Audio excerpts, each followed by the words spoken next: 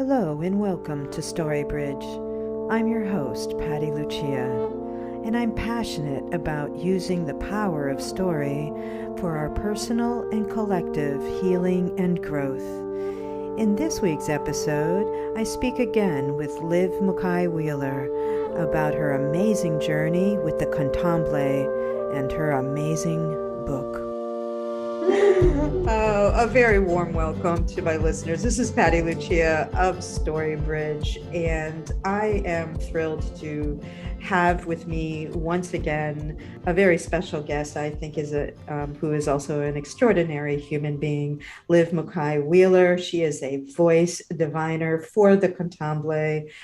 She has written I'm going to say memoir. It is certainly a journey of her life. It's called With the Love of the Ancients, My Spiritual Journey of Remembering. It was put out in 2018, available in all of the usual places. I have read it. I have loved it. I have so many questions, and Liv has been so gracious as to grant me this time to ask her as many questions as I can fit into an hour about her extraordinary journey and her extraordinary book. So, in the title, Liv, and you know I'm a word person. My audience knows I'm a word person. You're good at it. So your title is With the Love of the Ancients, My Spiritual Journey of a Remembering, and there are two words that I would love for you to expand on. I know that you were very deliberate about those words, and one is the ancients and remembering. So how about if we start there? And it's such a joy to have you with me again on my thank you podcast. so much. It's such a joy to be with you. My connection to the ancients and my connection to the word the remembering, that the title, it was part of a message that I received in a particular ritual some years ago, and that's the way I experience the beings that I connect with the Kontomble and with the other certain mountain beings, and that is it's this ancient energy. It feels like it's the primordial, like the beginning, old energy. And a lot of times with the ancestors, I'll call out to the ancient ancestors also, in addition to the ones that we're maybe more familiar with in more recent generations or something like that. And it's interesting too, when I'll feel into the ancient ancestors, then I see the stars, Mm-hmm. And then the remembering, I think that first became more, that I guess idea became more familiar in my work with Malidoma. And I really experienced that it was like that it's, so much of, well, how I was raised. And I think a lot of people were raised that it's like knowledge or learning or something. It's this idea that it's outside to inside, that is out to in, that you're seeking something outside of yourself, that you're seeking books or looking online or however exactly people or teachers or something, that it's something outside in. And what I experienced in working with Malidoma through the years also, and also going to Burkina too, was that it was activating something inside of me, that it was inside out, that it was starting to wake up inside of there. And then you realize that you know things and you don't know how you know them, but you just know them. Working with Malidoma, I guess really for 8 years, and this is what I've realized recently. It feels like souls, when they go through particular kinds of initiations, it helps them to like activate other souls in certain ways, according to the initiations. And so it starts to maybe wake up like some dormancy or something, or some dormant seeds inside. So that's what it was. And that's what I kind of see my role like that too, with others that that work with me, that through more, I guess, the schooling is the spirits that are with me are like helping to activate what's inside of them. And then Mm-hmm. it's I guess it feels kind of like this is a vision they just showed me. It's kind of like if you're seeing it's almost like just part of a picture. Let's say there's a picture or a painting and it has white paper over it, and then you tear some of the paper so you see part of it, and the more you tear more white paper away, and then you see more of it Mm-hmm. until it's all gone, and then or all the paper that was covering up is gone, and then you see what was inside there all along. So you Mm-hmm. kind of get like a part of it and then another part, and then all of a sudden it's like the sentence streams together, something like Mm-hmm. that. Mm-hmm. And so often we have just one piece of the paper pulled away, whatever that piece is, that's kind of a surface piece. And we understand our whole life based on that one piece that we see. And so I really love the metaphor of that. I Maybe the Kontomble I did that was for you. I mean, I also associate, I often think about these memories as stored in our DNA. You know Right. what I mean? Like, our DNA is so mysterious. Is it possible that these memories that are being unlocked or stimulated to come to the surface or energized are kind of locked away in our DNA, and then they kind of come alive in a way. They're dormant and then they come alive. So, For sure, and that's the way I experience it also as time has gone on, and just continue it with my, I guess, personal healing. And it feels like more and more comes alive. There's a healing kind of protocol that I'm doing right now with this person, Christopher Macklin, that there's a certain part of it. It's like I guess like a 5 or 6 month long experience or healing and everything. And at a certain point, it's like activating maybe like dormant DNA or something. And so it's mm-hmm. like writing the office. I'm like, what point is that? So I'm so curious what's going to happen at that point. Like, what happens when that comes online? Yeah, about the DNA. Yeah, no, it's fascinating. I often it's funny because this week we were talking about memory in my class. We were talking about memory and different layers of memory and why we remember certain moments in our lives and not other moments, and Mhm. just kind of going deeper with that. And there's a lot, I don't really talk about with my students, just kind of like, peripheral things. Uh, But for me, I often think like as the memory goes deeper, it's literally there's certain memory, for instance, that we have in our bones, and in our really. marrow. I heard also the bones before connect. I was just thinking about bones yesterday. It's kind of a funny thing to say. Like, actually, I was just thinking about bones yesterday. I heard that before, that the like our ancestors are in our bones. I mean, I guess our ancestors really could be anywhere, but Yeah. they're in our bones. And there's certain like old, I think maybe they're old Taoist practices or something like that. That it's like getting into, it's like building up the bones. And it's wild too, the ancestral memories that live there. Early on, you were a court reporter. I And was. there are so many things about that are ironic and fascinating. And what I loved about this part of your story, and I'd love for you to say a little bit more about it, is that often we have experiences in our lives and we're like, what the heck was I doing back then when I was doing that? Right. And later, much later, often, if we're kind of fortunate to kind of be on a journey of remembering and putting all of these pieces together, or peeling off that paper from that painting, we are able to make connections that there are no mistakes in our journeys, and being a court reporter was no, it wasn't random. It was part of your journey. And even though it seemed so contrary to where your journey has gone. So I'd love for you to just speak to that a little bit.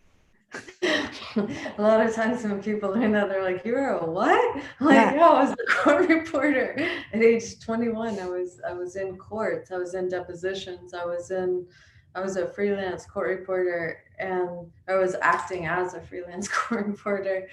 Um, and it was, I mean, on one hand, it was such an eye opener for me too, that I didn't realize like the certain kinds of ways that I was programmed by society, and that I would say, well, what I learned is like they're myths, like the myth is that like money makes you happy or something like that. Like these certain myths, like at the time I thought I was doing something really right because of how I was programmed. Anyway, it was all these ideas that I had taken on from society and everything. And so it was like a big eye opener for me and helped me to learn who actually I am, or what is actually like my own true values and everything. And it's interesting because so there was like a part of it where I was opening my eyes in certain ways about dishonesty, like great dishonesty that exists in so-called, legal justice and the justice system. And I'm a Libra too, and I like, so something was fascinating to me about that like how people go into that process of justice or something. What is just? And here I was in like, this so said like house of justice, and I was seeing so many things that I'm like, oh my god, there's nothing just about that. And because it wasn't so much spoken to me, but it was like a lot is said without saying things. Sometimes lawyers would say things to me too, but they just basically believed that I was like one of them or something. There's like, the way I felt that it was like there's us and there's them. So they were including me as one of them. Yeah. And the other person, who's just like the person who is unaware of any of this other stuff, is just like, it felt really wrong to me. And it felt like I was there, and I was like taking all this down, and I'm really observant. So I was observing a lot, and I was making connections, and I was making connections about how it was like built into the fixture of that. And these lawyers would be, some of them with the judge, oh yeah, I'll see you this weekend or something. And I could put two and I was like, oh my gosh. Yeah. Like, so there was that side of it that was an eye opener for me. And these ideas that I knew that kind of like not spoken, but it's really spoken energetically, is like you find your place in the hierarchy. And I didn't agree. No matter if they saw me as above or I didn't agree to that, and then so there was that. But then also the really interesting part too, like you said, so maybe nothing is really accidental anyway, but so while I was in this process of learning this kind of like a technique, is that you're learning so there's this like stenography machine. So I'm going like that. It's almost more like playing a piano or something, that you're able to, who knows how it is now, I don't know, but at that time it was like, you'd be able to take down up to 200 plus words a minute. And in that way, like there was it doesn't work to get hung up on anything, because if you get like hung up on a concept or something that's said, you're missing like 20 words that are really important words of that, like real, because it's such a high tension kind of environment too, because it's like dealing with money and all these different things that people feel really really serious about, or things that happen in the medical establishment, all kinds of things, the depositions in the hospital and everything.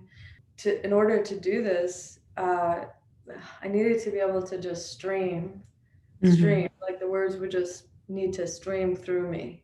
So I learned how to receive what they were sharing, but not engage my mind into it. So Right. it's just like streaming, streaming, streaming, streaming, streaming. Without interpretation. Right. Yeah, exactly, without interpretation. And then lo and behold, that was helping me to understand how to go into a trance state, basically, because Mm-hmm. I guess I didn't know at the time, but I was essentially in a trance state because I needed to be in the trance state in order to just like all of Mm-hmm. this is happening and I'm not thinking about any of it and I'm not getting hung up on what anybody is wearing or where they are or have any ideas about any of that so that it engages. So just like streaming, streaming, streaming, streaming, streaming. Yeah, that was helping me to shift into a trance state, which is what I do.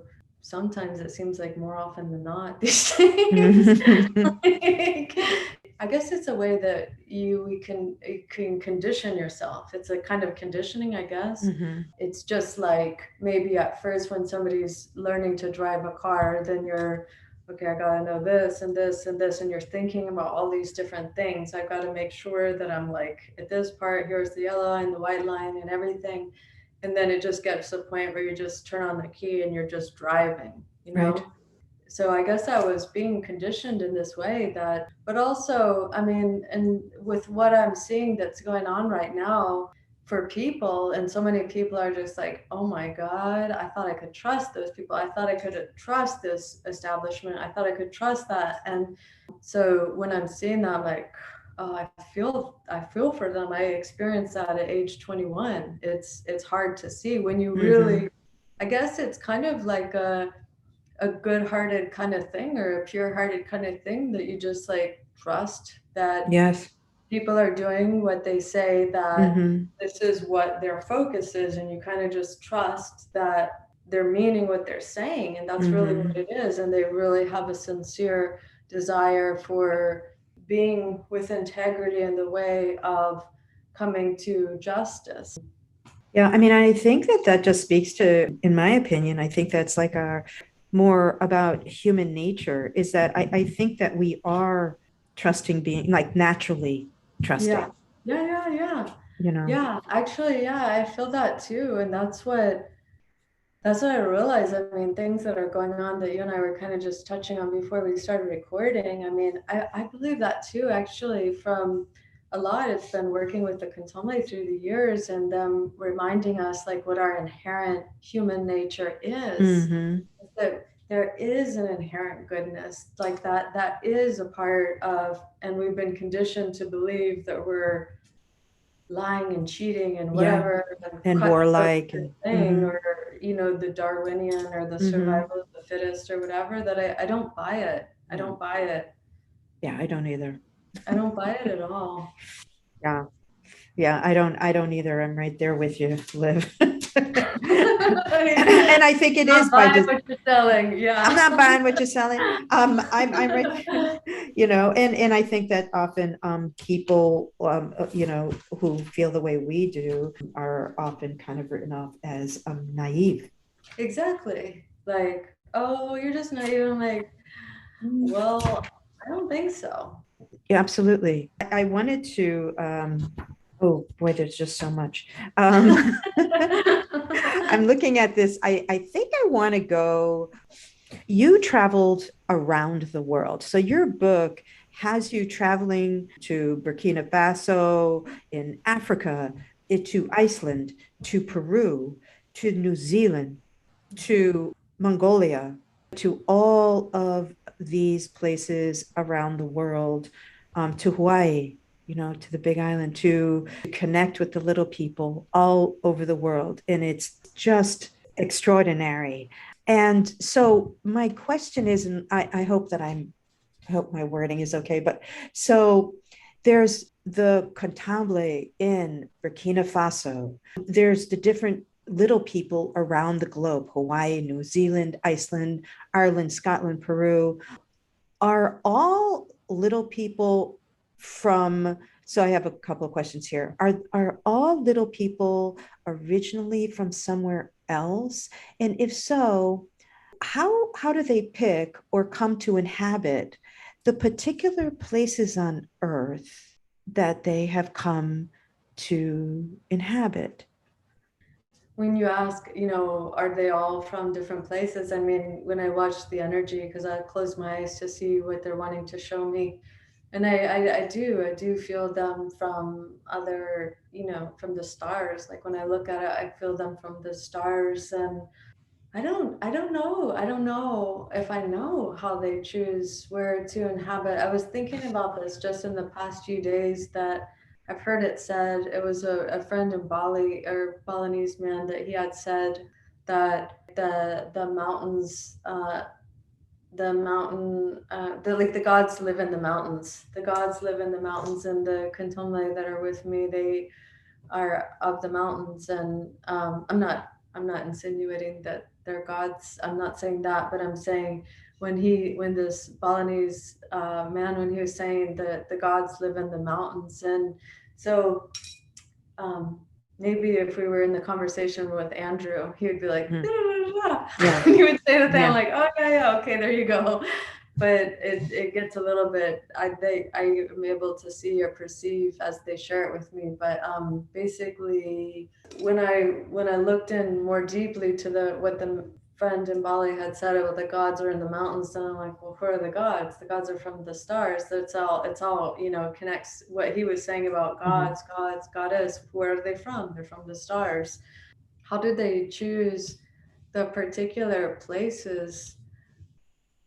I really don't know. I mean, those are questions that I kind of chew on too, of when I'm feeling into the earth in these different places. And Mhm. I remember when being in Iceland and working with the beautiful soul that we wrote about, or I wrote about. I say we. I'm like, who's we? The Kontomble. I was like, I'm like, wait, who's we? Oh, the Kontomble. Okay. Raga or Ragnhildur. Yeah, I would hear her stories. I loved listening to her stories when we were there, about the Holdefolk, or the elves, and their places, and the particular nature there. And when I was talking to her about, being called to Iceland by the elves, and then this particular glacier, she was like, Mhm. "Oh, that's interesting. I haven't heard them connected with that glacier." But it's not like she, was like, "That's not true," or something. She was like, "Oh, interesting. I haven't heard them particularly connected to that glacier." But when we would drive through these certain places in Iceland, I mean, you could just like feel it so alive in all these places. Like, oh my gosh, Mhm. it's incredible. And last night I was seeing online, I think it was on YouTube actually, there was this live stream that it was like the Aurora Borealis. Ooh. And it was like a live stream of the Aurora Borealis, which hopefully in this lifetime I'll get to experience. But Mm. I was watching and I was feeling, I was like, whoa, and I kind of like that I don't know exactly what it is that's making me like, whoa, I Mhm. don't know yet, but I just like, I Mm. don't know. Recently, when I woke up in the morning, it was before the sun came up. It was around maybe 6 o'clock, and I see this like light in the sky. It's like, you would think it was lightning, but I don't really know that that was lightning. So it was just like this like light in the sky. And so I was like going over to the window, like, what are we about to see here? You could feel it. It's like, is that Mm. really lightning? Mm. So it's the kind of meandering way to say, I don't actually know. I really don't know. But how they decide and what parts, they come into on the earth. Yeah. Yeah. No, it's just fascinating. I think one day maybe we'll know, I guess as we get to know them. By the way, the aurora borealis, from what I've heard, is connected to the dreaming body of Mother Earth. I Yeah. love it. Oh my gosh. It Yeah. just feels amazing. Yeah. Yeah.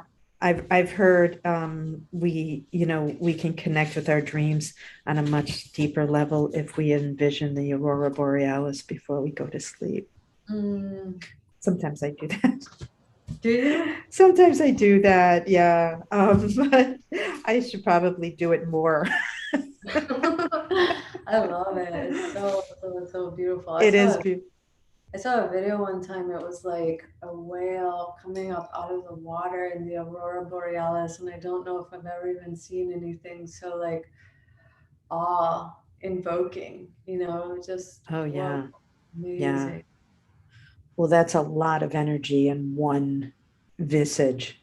Do you know what I Yeah, mean? The whale yeah. and the aurora borealis. The closest I was to a whale, I was in British Columbia in BC, and the whales were just right there. But you know what? I think that's the only time in this lifetime, to my knowledge, that I was close to the whales. Except actually, I just remembered in Hawaii also, I saw the whales. But it's similar every time you feel them come up out of the water, like Yeah, it's just so majestic. Yeah, totally. That's I've had fierce.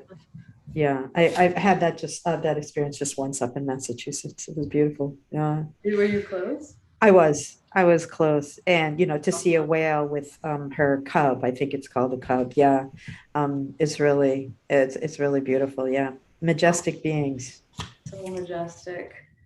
I didn't want to have this chat with you without talking about your journey honoring trees across our country and that journey that you took. That was such a precious part of the book, but it also illustrated how there are forces in our world who do not want us honoring the trees.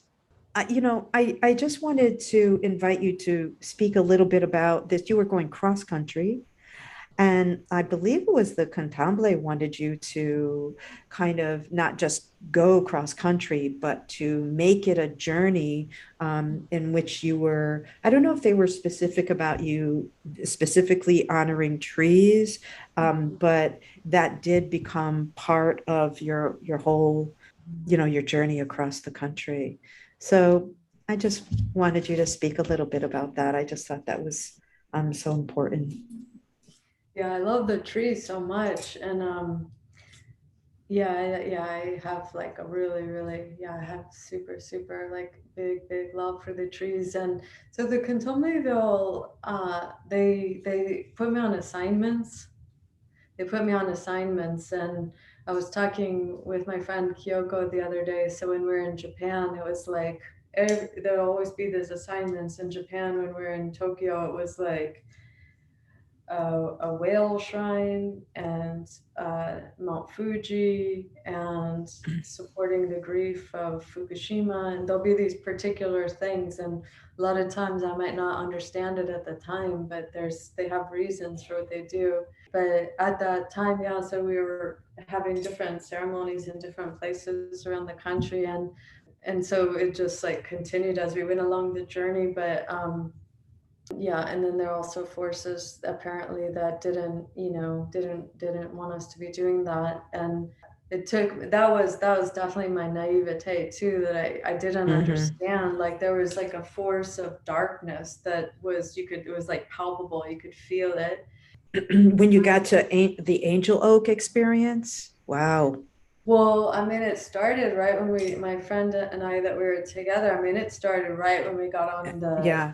the highway, and you could feel, because the reason why I mentioned the feeling is because the feeling was it was the same energy coming through different forms, and so it was connected to the angel oak, because it and that was connected to the rock that hit the windshield just directly when getting off the Mm. highway. And that's been my naivete in reading energy. There's something that I experience. It's like when I teach it or share about it in the trainings, it's like what I would call like tracking energy. You feel it here a certain way, you feel it here, and you can like match the energies up. And so that's a Mm. lot of how I've learned on the journey, is like, oh yeah, oh wait, so it has different manifestations, but you can notice, wait, that's that same energy.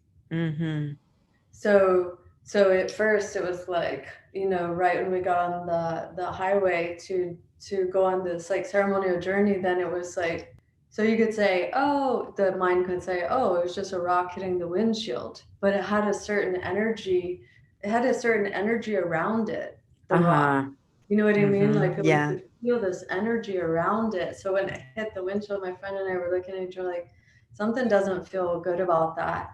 It's And almost like it, intentionality or something. yeah, Mm. and it just continued, and then so we got the feeling that it was, we got called to this Angel Oak, and trying to remember where that North is. Carolina? Is it in North North, I Carolina? think, yeah, it's either North or South Carolina. I'm trying to Mm. remember. Have you seen photos of it?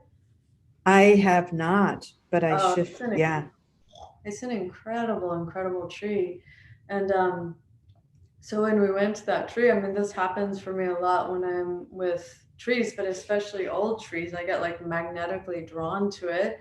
And I'm like, oh my God, I love this tree. And we were there just basically like connecting with this tree, and this woman came over, and it was like, it wasn't just the woman, it was the woman plus whatever she was taken with or taken by or Mm-hmm. something.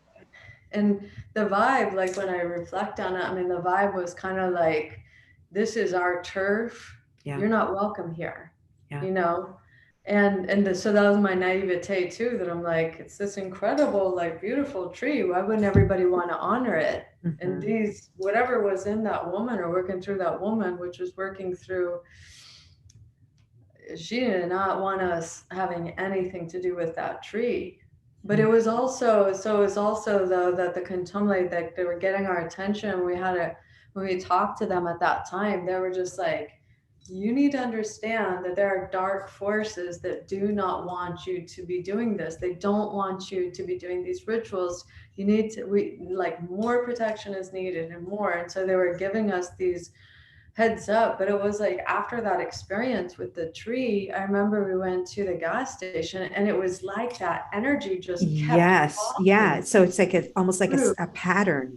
Yeah, I mean, I think probably whatever it was, that was people in different roles were part Mm-hmm. of that energy. I think that's coming to light right now. Mm-hmm. So at the time, I was like, I don't understand what's going on. Mm-hmm. We're not doing anything, Mm-hmm. or that's what I thought. It was just like, you just think, but now I understand. It's like, because these beings, they can see the light that gets generated from Mm-hmm. these things. And Mm-hmm. it's not necessarily personal to me. It's any of us who are doing Mm-hmm. things that are like generating this kind of light, peace, good energy. Mm. These Kontomble, they help people to come out of the modernity trance, to Mm-hmm. come out of it, Mm-hmm. understand what's going on. Mm-hmm. So the angel oak was this, oh my God, extraordinary tree. And yeah, so there were definitely, yeah, and even my friend Cliff, that even before we were at the first ceremony, I called him and I was like, I don't know what is going on. This is full on. These energies are Yeah. coming through people, and I don't know what's going on. And he was like, oh yeah, you were in my dream last night. And he was telling me what happened in the dream. I was like, oh my God, you're just Mhm. thinking that you're doing your purpose, Right. doing what spirit is calling you to do, which that's what it was. And then, yeah, and then leading all the way up into the Pacific Northwest, where these trees have been annihilated, Yeah. these kinds of tree genocides, or whatever Mm-hmm. exactly, that you want to say, that those are our kin too, or Yes. our Yes. family in different Mm-hmm. ways. And you could look at it scientifically and say it's related to the inhalation and the inhale, exhale. You could say it Mm-hmm. that in a kind of scientific kind of way, but also like, yeah, we need each other. We We need do. each other. It's all connected to life and that. And so the Kontomble, the little people, they're earth guardians, and they help humans to understand about how to, tend to our family also. And Mm-hmm. so the trees are so important in so many ways. But yeah, that's something I learned the hard way, and that was absolutely my naivete. And book two will be going into like whole next level and like Taking it to the whole next level. Yeah. I mean, I think like I'm a big tree person. Trees have been important to me my whole life. And when I heard that story, there was just something about it. I just had to ask you about it. And the image I get is that it's that angel tree. It's almost like she's enslaved, Yeah, yeah, yeah. she's That's being held, exactly like it. they have dominion over her, Yeah, and she is their property, whoever they are. yeah, And exactly. she is not free, you know, That's right. in a way. So, and I think that that has probably happened to a lot of magnificent trees. And then, of course, you have a lot of trees that have been out and out destroyed, like you said, like a genocide of trees. And there are indigenous people who have said that the life form on Earth that is most like humans are trees. And so, I think we need to kind of pay attention to that. But yeah, I'm looking forward to more about that in your second book. Yeah, exactly. Like, whew, Oh, yeah, wow. yeah. I'll send you Wow. yeah, if you look up the angel oak, you'll see her. And yeah, and then maybe you know about like Beth Moon's photography before too. I've seen these just extraordinary, these ancient ones, you know, and Mm-hmm. ancient trees that you can feel when you're close to Oh, them. Yeah, yes. just amazing. Oh, yes, yes.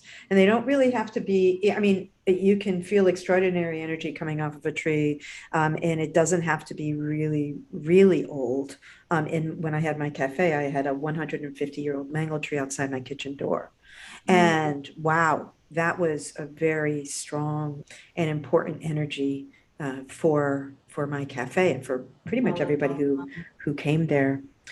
You mentioned protection before, and and in this, and so I wanted to, like, when it comes to, because we don't.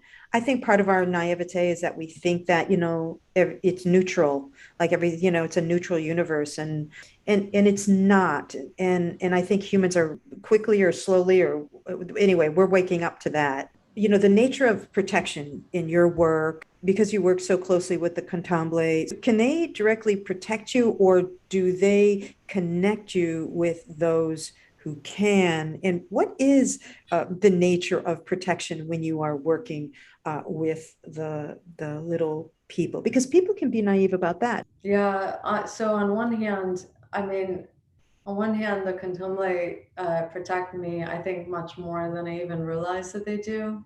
And there have been times also that they've taught me about just how much they're protecting me through something that happened. So they do, and I know they do, and also some of the like assignments that they've tasked me with through the years too are it's sometimes I think required more than that. They do always lead me to the way or the people or the something that it is requiring even more protection in a certain way. And I was just thinking about this too. I mean, it's a different kind of thing because before, for example, I was on social media, and for a while they were encouraging me to share, like on Instagram, for example. I was on Instagram for a while, and I would share very like very transparent and vulnerable about my journey too, because that's how they were asking me to share, you Mm-hmm. know. So it's kind of like being a living example of The journey. working with Yeah, spirit is not absolutely. anything to be ashamed of. And Mm-hmm.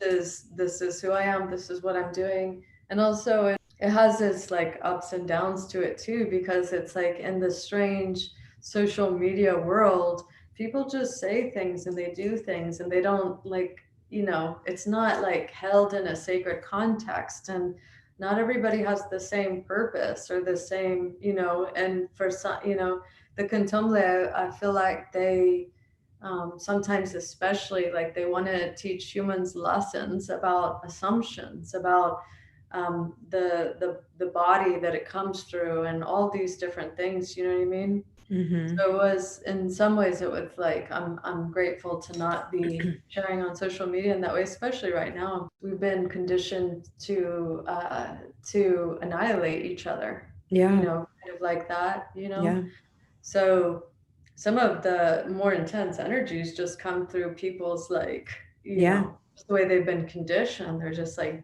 nasty. People yeah, can be yeah. really They're nasty. vessels for it. Yeah. And there's no kind of decency standard in the Mm-hmm. culture. Do Mm-hmm. you know what I mean? It's like Absolutely. just a level of decency, human decency, to have like just human decency. Yeah. And there's no kind of where did conscience go? You know what I Yeah. mean? Or Yeah. just like human decency.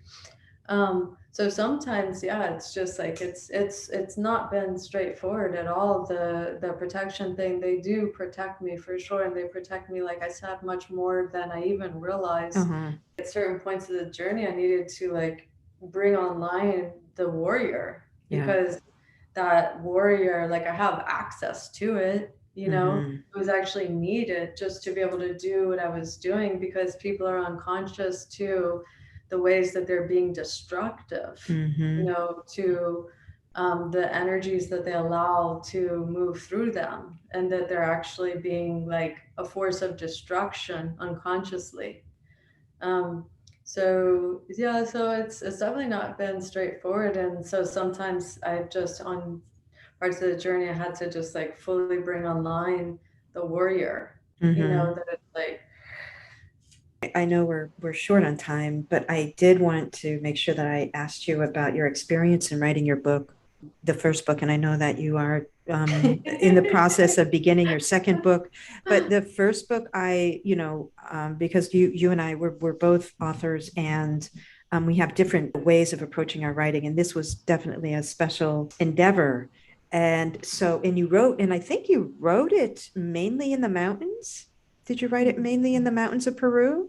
And I love that. I love that picture, that vision. It's like I think it's every writer's dream to write in the mountains, you know. Mhm.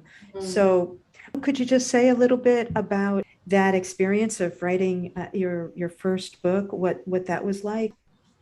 Yeah, I would say you're definitely an author. I've written a book.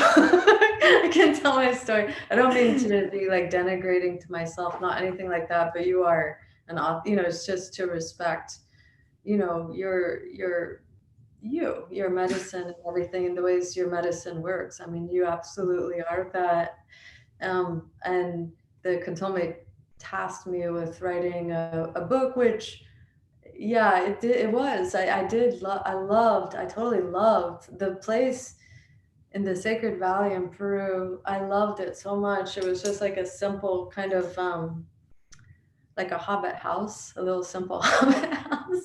And I was by myself, and you could feel these like there's ancient ruins there, and just like the stars, everything feels different there, and the mountain energy, it does, it brings out like that ability. Like, so Maladoma, he would say the mineral energy, that mineral energy that activates us, and that'll, could be like the teacher, the writer, it activates what's in our bones and all of that. So it definitely is so helpful. So in some ways, it was like, they wrote through me.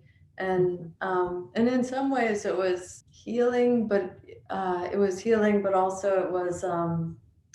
it helped me to learn from what I've experienced. Also, is through the writing it down. It was like the integration of the experience happens, but also it helps me to learn from what I've experienced, and also it's can be helpful to others who are. I know so many people that I've met, particularly in modernity, that they are called to be with spirit, to work with spirit and all of that, but they just it's not been a part of like the fabric of modern culture or something. It's like supposed to be something that you just do it over there and don't tell us Mm-hmm. about it. It's something that is closeted, and Mm-hmm. that and I just didn't want to be feel closeted. I didn't want to feel closeted. I didn't want to feel that. So um it's part of my like respect and care, and how much I do see it all as sacred and deserving of like a sacred kind of like honoring that. Mm-hmm. This is nothing that we need to be ashamed of, or that needs to be in a closet or something. And to just like allow it to be dignified. Allow it to be dignified, that it's not some strange thing that somebody's putting some label on you because they're like, well, I guess you're a medium or something. It's like, Yeah. I'm a woman tending to the sacred. Don't try to find a way to make that like palatable. Yes. Or this is what we call people like you. No, I'm a woman tending to the sacred. That is the place that we come from, and that is the place that we return to, and it is the source of life. And we've forgotten how to honor life. I'm not a woman that needs to be, put away. I'm a woman who's choosing to honor the sacred. Life is not disposable, and spirit is not something that deserves to be, oh, just do that over there and don't tell us about it. But meanwhile, there's these like goblins crawling out of people. Yeah. And that's supposed to be normal? Yeah. And I don't consent. I don't consent. And I was telling in the Kontomble, or not, well, yeah, the Kontomble divination training that I was sharing with them too, is just that I've learned, like, and as you know from my sharing of the story, I was like so sensitive, so shy, so afraid to speak, Yes. so like petrified to speak or to share or to do these things and everything. And I just felt my way into my skin, and knowing, like, especially in the context of everything that's going on now, and feeling what matters to us, what matters, and to know that, like, I will, if somebody was to say, this sounds like such an intense way to say it, but if they were to say, if you're going to continue to talk about that and continue to do that, we're going to off you. Well, then you would off me. And what would be left is a woman who took a stand for life, for the sacred, and that would live on. That would live on. And so the Kontomble, they had me, in this, like, there was a time on it too, that you need to share this story, and you need to share this documentary and all of that, because they know that life is, it's not a given. And so they knew that, and they said, and I guess goddess willing or something, then I'll share the second part. And it is so connected to what people are learning the hard way right now. Yes. And it's real, and people don't want to know that it's real, and it's real. And it's really happening, and we're all really experiencing it, and it's real. And no matter how much people try to squash it or silence it or say that it's not happening, it's happening. And people are about to all know that it's happening, and it's been happening. And, children deserve to be protected. Yeah, I completely agree. I completely agree. And there's such power too in putting these things in the printed word. It is a way for us to, it's a powerful manifester. And it has always been understood that putting things down in print and in words has great power. And that's why for a very long time, such a skill, such a power was reserved for the religious elite. Oh, really? I didn't know that. Yeah. Really? Yeah. For the rich, for the religious elite, etc. And they were the ones who could, and it's been a very slow process that the general population has learned to read and write, especially write. I didn't know that. Yeah. And honestly, you have to ask why. Power has always been associated with reading and writing. That's why, when people owned slaves in some places, it was punishable by death to teach slaves how to read and write. Wow. there's an enormous amount of power in that. Otherwise, it would have been readily available. So, you kind of, I never knew that. I didn't hear that before. yeah, yeah, that's been kind of the history of it. Is not everybody has been able to read and write over the years. It's been the elite. That's a recent development. So great power in words, and great power in someone like you being able to write down such a story. It can't be unwritten.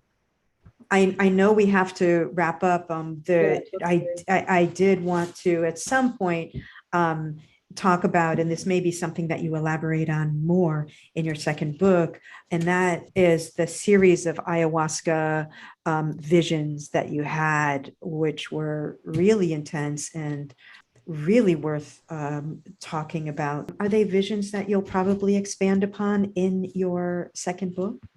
What's happening in the collective right now, it's just, yeah, it's pretty much what they were saying, what they were showing. And I mean, I guess the positive thing that I can say about all of what I'm kind of like alluding to and sharing and all of that is that I believe what we're just on the precipice of is something really, really beautiful, and it's not going to make any of what's happened, like it's not going to make any of it go away or better for people, because a lot of people have lost loved ones. Mm-hmm. And it's not been just, and it's not Mm-hmm. been right. And I don't think it's going to, people that we're just going to need to grieve from Mm-hmm. this, all what's been going on for the past almost 2 years. Mm-hmm. And it's just been really, it's tragic, it's Mm-hmm. tragic what's been happening, it really is. And that is connected to the visions that they showed me, is that it has to do with all of these different beings around the earth that are just said no more, like Mm-hmm. no more of this, no more of the manipulation, no more of so many of these things. And that's what I feel like I'm seeing and perceiving is the way they're no more is changing things around the earth. Mm-hmm. We get that, and that's kind of what we are going through. If you're going to birth something, any birth is the birth canal is a dark and dangerous place. Oh, yeah. Dark and dangerous. Whoa, what's happening here? No, can you imagine? We're gonna make it through this. Are we gonna make it? But so we have your second book to look forward to. I'm very much looking forward to it, and I would love for you to share with folks how they can. I know you do Kontomble divination sessions. I had one. It was life altering, and I think that I'm just that's just the beginning. Who knows all of what's going to come from that. I'm looking forward to that. But you have a school, and I just really want people to know how they can reach you and receive your services, and just stay in touch with you and your wisdom. Yeah, absolutely. Yeah. So earthsamulet.com. So EARTHS, earthsamulet.com. And then yeah, we're just about, I think until October 8th is when we have like a few spaces left for our school that's going to be starting soon. And then Yeah, I was going to talk to you about one of those. Oh, okay. I had a feeling. That's awesome. I'll fill out the application. Came on my shoulder. I was like, oh yeah. Oh, I guess I'll hear it from her if so. Good. I'm happy to hear that. Yeah, that's exciting to hear. So yeah, basically earthsamulet.com. And yeah, and I am so grateful to connect with you too, Patti. And the Kontomble love you so much. I love them. I love them back so much. And you too, Liv, you are a blessing to all of us.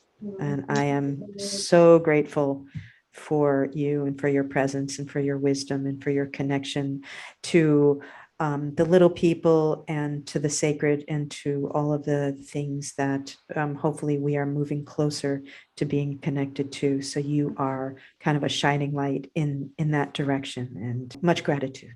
Thank you so much. Okay, so the Kontomble and I send love to you, and we'll be talking to you soon then. Awesome. For more information about my books, services, and podcasts, visit PattiLuciaWrites.com. Thanks for listening.